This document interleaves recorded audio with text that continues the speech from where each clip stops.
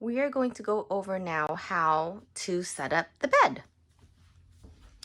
Here, we're going to remove the pillows. I actually have a phone outlet here, so I'll just take that charger out. Okay. Some more pillows that I'd like to remove, and the back seat cushions. I like to stick them right here on the sides. Just make sure they're not still there when we bring the slide out back in.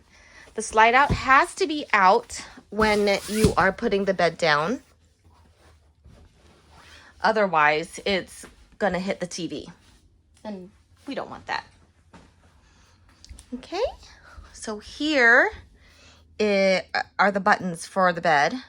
The key pointed at the little red dot is for off, so we're gonna turn it over to on. This key just stays here. All right, and don't stand right in front of it. You're gonna want to move to the side like me and push this button down. And voila! Now we have a very nice queen size bed. And you'll just have to fold the top part down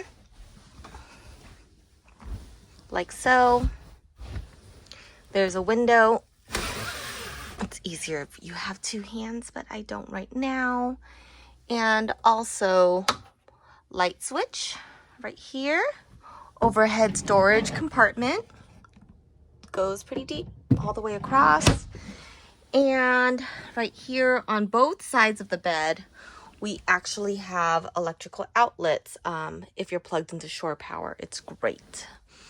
To open this exit window, if you ever need, just pull it out right there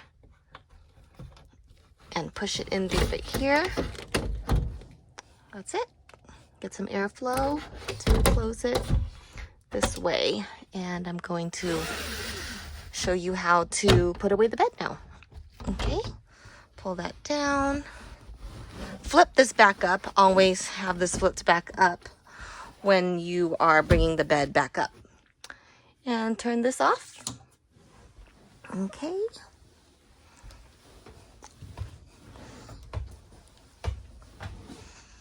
And for the buttons, last time to bring it down, we pushed the down arrow, and to bring it back up, we just pushed the top arrow.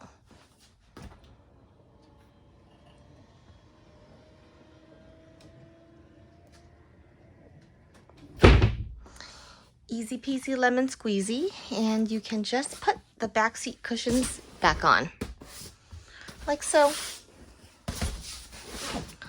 Underneath the bed, there are actually two very spacious storage compartments, so that's very nice too.